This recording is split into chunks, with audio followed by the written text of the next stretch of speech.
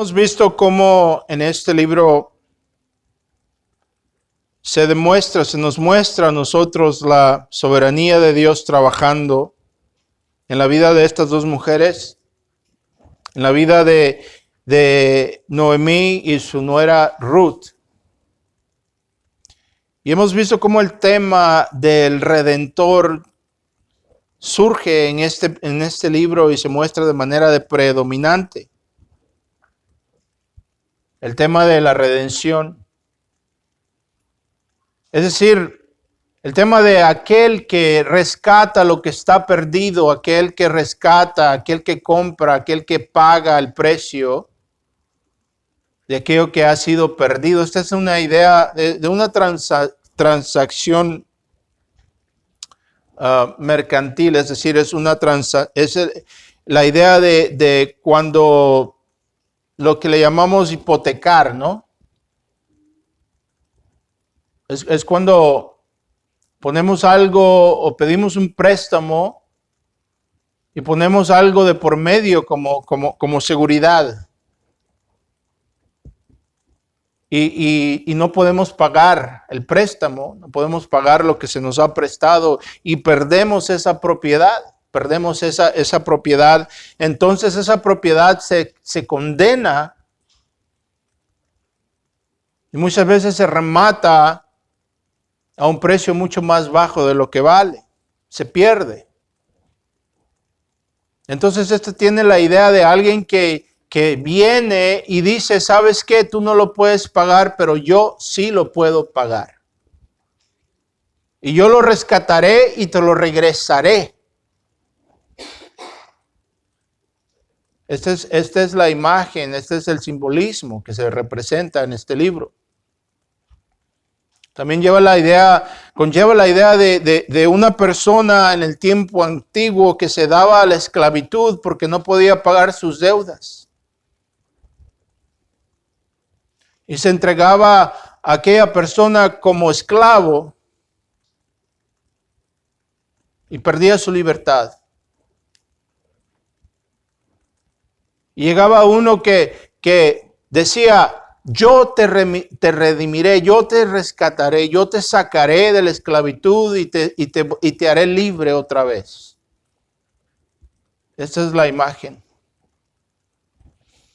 Entonces venimos ahora en este capítulo y vemos que Ruth salió a buscar gracia.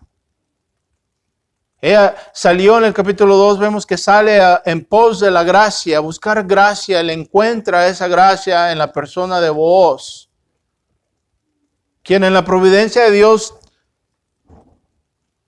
es un pariente cercano de Noemí y del muerto Elimelech, el esposo de Noemí.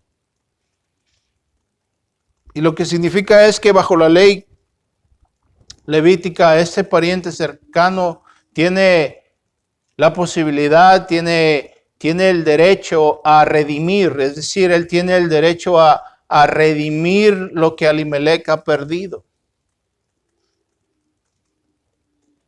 Él tiene el derecho a casarse con Ruth. Si él lo desea, casarse con ella y redimirle a ella, para que de esta manera la herencia no se pierda. Es decir, lo que Elimelech poseía, la tierra y todo lo que él había recibido como herencia, se perdía porque Elimelech murió y todos los varones de la familia habían muerto. No había ningún varón que recibiera la herencia. Entonces la herencia pasaba al pariente más cercano. ¿Sí me explico? Pero en la providencia de Dios, Ruth había encontrado favor y gracia ante los ojos de Booz.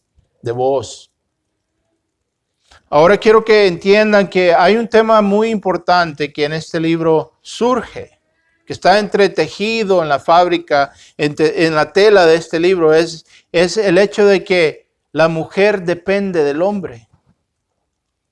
Que en el orden de la creación existe un orden. Y es que la mujer depende del varón. Claro que ahora en día, en el tiempo en el que vivimos, esto ofende a muchas personas, y la sociedad en la cual vivimos ahora ve esto como algo que está mal, como algo que es ofensivo. Es decir, el hecho de que en el esquema bíblico, en el orden de creación, el hombre es la cabeza de la mujer. Pero esto es una idea que ahora en día ofende a muchos y ofende la sociedad en la cual vivimos, donde la mujer se ha elevado, la mujer es empoderada y ella no necesita de un hombre. Bueno, como dijimos la última vez, hemos visto que en esta sociedad la mujer fue de decir, no necesito al hombre, ahora es la mujer quiere ser el hombre. Y vemos la confusión que existe, que se promueve, donde ya el hombre quiere decidir lo que él va a hacer. Donde decimos que es posible que una persona, si le parece, pueda decir que él es, siendo hombre puede ser mujer, o mujer siendo mujer puede ser hombre. Pero esto es una rebelión en contra del orden de creación. Entonces vemos aquí que Ruth nos muestra ese orden de la creación donde la mujer necesita al varón. Y este es el orden bíblico, aunque sea ofensivo para la sociedad de ahora en día. Vamos a leer el versículo 1, el capítulo número 3. Lo vamos a leer la mayoría del capítulo. Y vamos a ver qué es lo que está sucediendo ahora que Ruth ha encontrado favor ante los ojos de Booz. Y vemos que la suegra Noemí se le ocurre algo, ¿no? Ella ve algo muy interesante aquí y se lo hace saber a su nuera. Vamos a ver qué es lo que dice. Dice, después su suegra Noemí le dijo, hija mía, no he de buscar seguridad para ti, es decir, descanso, para que te vaya bien. Ahora pues, ¿no es Booz nuestro pariente cercano, con cuyas criadas estabas? He aquí que él avienta cebada en la era esta noche. Levántate pues y úngete y ponte tu mejor vestido y baja la era, pero no te des a conocer al hombre hasta que haya acabado de comer y de beber. Y sucederá que cuando él se acueste y te fijarás en qué lugar se acuesta, irás y descubrirás sus pies y te acostarás. Entonces él te dirá qué debes de hacer. Y ella le respondió, todo lo que me dices, haré. Entonces Ruth descendió pues a la era e hizo todo lo que su suegra le había dicho. Cuando Booz hubo comido y bebido y su corazón estaba contento, fue a acostarse al pie de un montón de grano. Y entonces ella vino calladamente, descubrió sus pies y se acostó. Y sucedió que a medianoche el hombre se asustó y se volvió, y he aquí que una mujer estaba acostada a sus pies. Y él dijo, ¿quién eres? Y ella respondió, soy Ruth, tu sierva. Extiende pues tu mano sobre tu sierva, por cuanto eres pariente cercano. Entonces él dijo, bendita seas del Señor, hija mía. Has hecho tu última bondad mejor que la primera, al no ir en pos de los jóvenes, ya sean pobres o ricos. Vamos a orar. Señor, deja que tu palabra nos dé sabiduría. Señor, déjanos aprovechar de las riquezas de tu palabra. Permite que tu palabra, Señor, cree en nosotros fe y arrepentimiento. Fortalécenos, Señor. Ayúdanos. En el nombre de Cristo. Amén.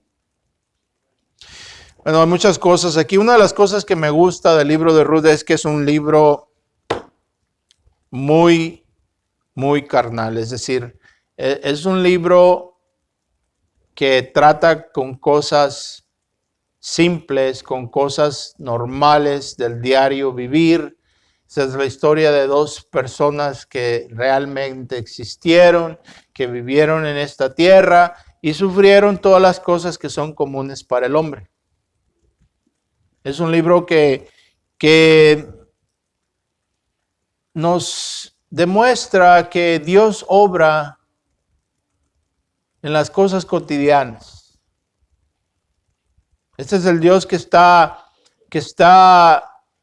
siempre obrando en lo que a nosotros nos parece lo que llamamos vulgarmente común y corriente, ¿no? Esta es una suegra, ¿verdad? Y en nuestra cultura podemos familiarizarnos con el razonamiento y la conversación, ¿verdad? Podemos ver el razonamiento de la suegra. Oye, vos, este es pariente cercano, ¿verdad? Este es uno que puede ser un prospecto. Pero es interesante que Noemí busca, la palabra que ella usa es la palabra refugio. Ella busca protección para Ruth. Le dice, oye, ¿no será bien que me asegure que tengas seguridad? ¿Verdad? Ruth está joven todavía. Entonces ella quiere que procurarle una estabilidad. Es bien interesante porque la palabra que es usada en otra porción de la Escritura y describe el encontrar un lugar de descanso. ¿Sí me explico? Describe la idea, el concepto de la palabra que es usada, describe encontrar refugio. Es la palabra que se usa para describir el hecho cuando Noé manda a la paloma a buscar tierra firme y se nos describe de manera negativa en el Génesis que la paloma no pudo encontrar un lugar donde descansar. Entonces regresa a la arca, porque la paloma voló sobre las aguas y no encontró un lugar donde descansar, un lugar de reposo. Pero Noemí quiere procurar para su nuera un lugar de descanso, un reposo, un refugio. Y ese refugio en la historia es ilustrado por la persona de Booz, quien es el pariente redentor. ¿Cuál es la aplicación entonces? ¿Cuál es la aplicación para nosotros? ¿Qué es lo que esto nos ilustra? Que nosotros también tenemos a un pariente cercano, ¿verdad? Al Hijo del Hombre, como él se llamaba todo el tiempo, como él su término favorito para referirse a sí mismo, nuestro Señor Jesucristo era el Hijo del Hombre. Aquel pariente cercano, aquel que es perfecto, aquel que es nuestro refugio. Acabamos de cantar el himno, ¿verdad? Castillo fuerte es nuestro Dios. Él es nuestra seguridad, bajo la sombra de quien nos refugiamos, ¿verdad? Ahora, en el paradigma bíblico, es decir, en la estructura bíblica, es decir, en lo que está, la manera que Dios ha estructurado las cosas, la forma bíblica, estas cosas serán proveídas por el hombre, por el varón, por Booz, quien representa la figura redentora. Aquí vemos cómo el feminismo, ¿verdad?, que es tan predominante ahora en día, ¿verdad? Vemos que ahora las hijas, y esto estoy hablando incluso de los hogares cristianos, las hijas no se educan para que sean amas de su casa, se educan para que sean profesionales. La educación que le damos a nuestros hijos no está enfocada en crear virtud y carácter, sino en que puedan obtener títulos y letras. Ya no es el enfoque en crear una mujer de virtud, una mujer de carácter, sino que tenga el título y que sea estudiada, decimos. Y eso consideramos como la cúspide de la educación. Y vemos que la sociedad se está cayendo a pedazos. Y nos preguntamos, ¿por qué será? Y no vemos que no estamos educando a nuestras hijas para que sean amas de su casa, para que sean madres, para que atiendan a sus hijos. De hecho, la mujer ahora en día no quiere tener hijos. Pero esto vemos que es contrario al paradigma bíblico, es contrario a la forma, a la estructura bíblica, a lo que Dios ha hecho. Es decir, a lo que Dios ha prescribido que es el rol de la mujer y el rol del hombre. El hombre es el representante de Dios en la tierra. Él se supone que debe de ser fuerte. Él se supone que debe de ser maduro, que debe de ser responsable, que debe de ser protector, se debe de sacrificar por su esposa y sus hijos. Él representa a Cristo en la estructura familiar. Y él representa a la iglesia, que depende de Cristo y se somete a Él y cuida de sus hijos y crece a sus hijos y los educa en el temor y en la sabiduría de Dios. Pero no. Aquí vemos que como el feminismo se muestra en oposición al paradigma bíblico, la forma es decir en que Dios ha establecido las cosas. La cultura en la cual vivimos ahora en día está en plena rebelión a estas cosas. Nos preguntamos que por qué el mundo está de la manera en que está. Pero solo en Jesús se puede hallar este descanso que tanto anhelamos. Ahora otra cosa que vemos aquí es que es Ruth la que va a proponer. Sí me explico. Ella prácticamente esto se resume en esto. Ella va a proponerle matrimonio a Booz, ¿verdad? Y eso obviamente a nosotros, en nuestra cultura, nos parece extraño. Porque en nuestra cultura nuevamente vemos que se eleva a la novia, ¿verdad? Cuando una boda toma lugar y todo lo que concuerda con la boda y todo lo que va con ello, la figura central es la novia, ¿verdad? El vestido de la novia, las damas de acompañamiento de la novia. Pero en el esquema bíblico la figura principal es el varón, es el hombre. Entonces vemos que Ruth va a proponer matrimonio a Booz. Ahora lo interesante aquí, escuchen bien. Esto es ilustrativo porque es importante, porque nos ilustra algo que en la iglesia ahora en día se ha descuidado tanto. Y es esto. Aquí se nos ilustra el hecho que, al igual que Ruth, es ella la que necesita ser aceptada. Pero ¿qué es lo que vemos que las iglesias hacen ahora en día? La gran mayoría de las iglesias. ¿Qué es lo que se le enseña a la gente? ¿Qué es lo que se le dice? Oh, tú tienes que aceptar a Cristo. Como si es Cristo el que necesitas ser aceptado. Ahora se nos presenta la imagen de, pobre Cristo, está tocando las puertas de tu corazón, déjalo entrar. No. Cristo es el soberano Dios, el Rey de la gloria. Es aquel que Isaías vio en Isaías 6, elevado y soberano. Santo, santo, santo, dicen los querubines y los serafines. Él es el que necesita aceptarnos a nosotros. Por eso el uso de ese lenguaje es confusión, confunde, es confuso. Porque la idea es que nosotros somos lo que necesitamos ser aceptados por Él. Nosotros somos los que estamos en la situación, en las circunstancias de Ruth, destituidos, arruinados.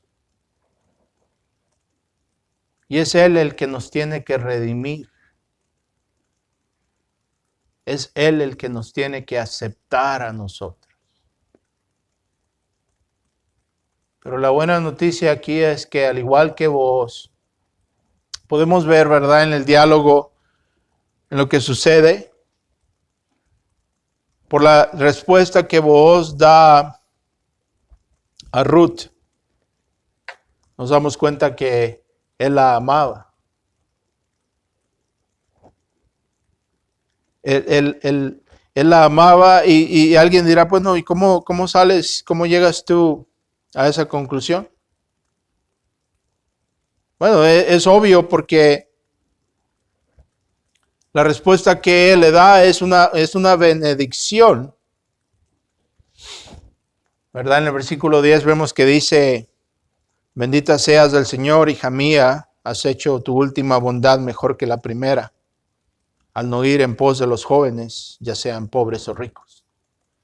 ¿Verdad? Esto nos deja ver que vos, pues, era una persona de una edad más madura, obviamente, ¿verdad? Muchos han calculado que Ruth probablemente tenía entre 20 y 25 años de edad, y Booz ya era un hombre de 40 y tantos, ¿sí me explico?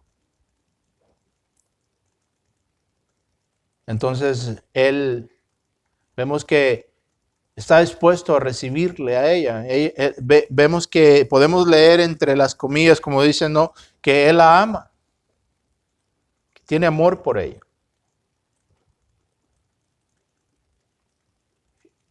De la misma manera, vemos al Salvador que ama a los pecadores, ¿no? De tal punto que da su vida por nosotros. Nos ha amado de tal manera que dio su vida para que así de esa manera poder redimirnos, como les dije la última vez, para poder tener una relación con nosotros. Como dice Pablo, no, si aquel que a su Hijo no lo escatimó, pero lo entregó por nosotros, ¿cuánto más no Él dará con Él? ¿Verdad? Que cuando estábamos muertos en nuestros pecados y transgresiones, Cristo murió por el impío, por el pecador.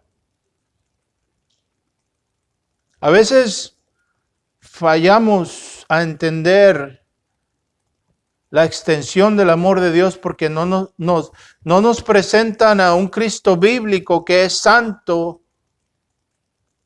que es todopoderoso, que es elevado. Y eso nos impide darnos cuenta de que ese mismo Dios, quien es santo, que los ángeles se cubren su rostro y sus pies en la presencia de Dios, ese mismo Dios descendió a esta tierra y se convirtió en un hombre, tomó la carne, mas sin pecado, para salvarnos, para rescatarnos, para redimirnos de nuestro pecado.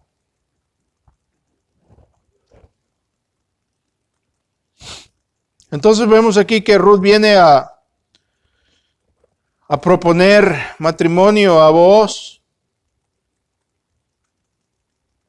¿verdad?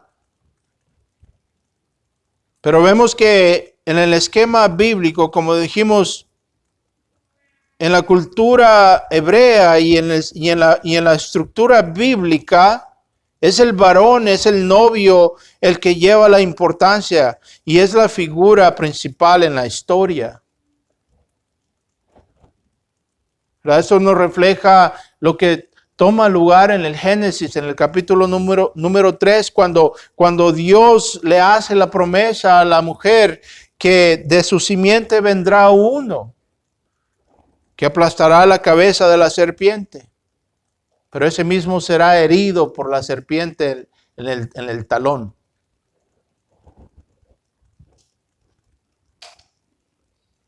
Ahora vemos que el efecto de la maldición que toma lugar en el Génesis, cuando vemos que el Señor le dice a la serpiente y a la mujer, le dice, y pondré enemistad entre tu simiente, es decir, entre la simiente de la mujer y la tuya. Y él, es decir, la simiente de la mujer, él te herirá en la cabeza y tú lo herirás en el talón. Y Dios a la mujer le dijo, en gran manera multiplicaré tu dolor, en el parto con dolor darás a luz los hijos, y con todo tu deseo será para tu marido, es decir, para dominar a tu marido, pero él tendrá dominio sobre ti. ¿Verdad? Y habrá siempre ese estrago entre la mujer y el hombre, la mujer teniendo esa tendencia a querer dominar al hombre. Ahora otra de las cosas que vemos que toma lugar en nuestra cultura es aquel deseo a querer usurpar la autoridad del hombre. Esta es una manifestación de la maldición, pero al igual nos recuerda de la redención que es anunciada ahí en el Génesis. ¿Qué es cuál? Que vendrá aquel que destruirá a la serpiente. Entonces lo que vemos aquí es un cuadro ilustrativo de la realidad que somos nosotros los que necesitamos ser redimidos. Y que al igual que vos, hay un Redentor que nos ama y está dispuesto a redimirnos.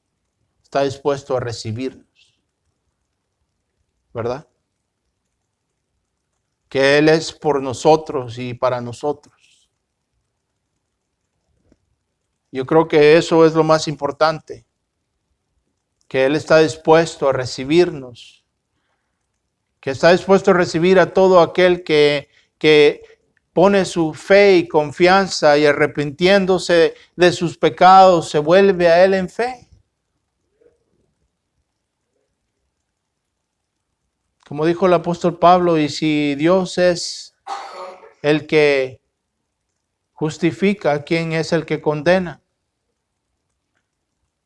Si es Cristo el que dio su vida misma por nosotros, ¿verdad?